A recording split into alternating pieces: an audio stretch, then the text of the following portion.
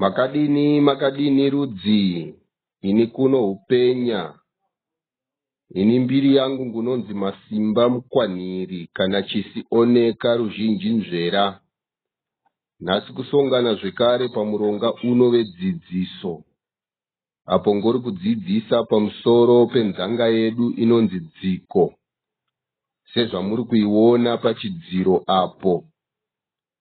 Iyo nzvimbo nyoro map yenzanga yedu inonzi dziko. Sezvamuri kuiona nemiganho yose iripo apo. Miganho iri maringe nedonzvo romusiki rinozadziswamo. Haisi miganho sezvakanga zviripo kare. Nzanga yedu yaganhurwa nevarenga pawakauya kuzopamba isu nenzvimbo yedu.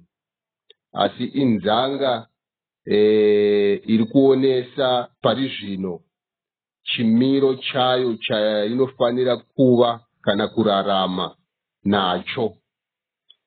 Iyi miganho yezvinhu zvinozadziswamo zvisinei nezvemarwadzo enyika anonzi politics. Chikonzero marwadzo enyika akasakisa nzanga yedu pakuvamba iganhurwe sezvayakanga iri panzvimbo nyoro yakare. Chikonzero varenga, vashava, vanonzi varungu nechishona vakagara pasi pamusangano wavo wenyonganiso unonzi Berlin Conference. Vakarangana pamusoro penzvimbo yedu iyi nzanga inonzi dziko. Vakaigovana pachezvavo.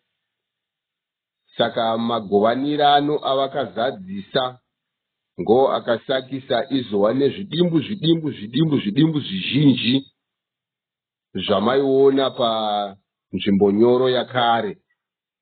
Asiko zvino muumambo huno hushene chimiro chayo nzanga yedu icho chiripo pachidziro apo. Ingori nenzvimbo dzinosvika 13 badzi 16. Nzvimbo idzodzo dziri maringe nedonzvo romusiki rinozadziswamo. Nzvimbo idzi dzakamira senhengo dziri kumisikidza chinhu poshi kana dziri kuvaka muviri poshi. Saka nokudaro hapana chikonzero chokurwisana isusu varidzi vedziko, vadheva, vazenga, vana vaHamu unonzi Mazviri.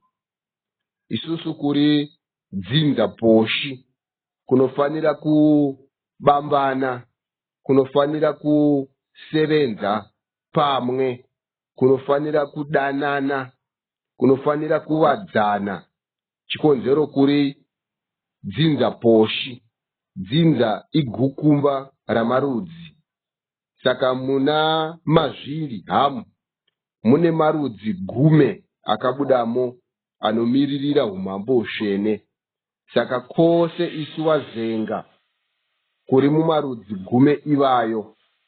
Saka kunomisikidza chinhu chinonzi dzinza gukumba ramarudzi.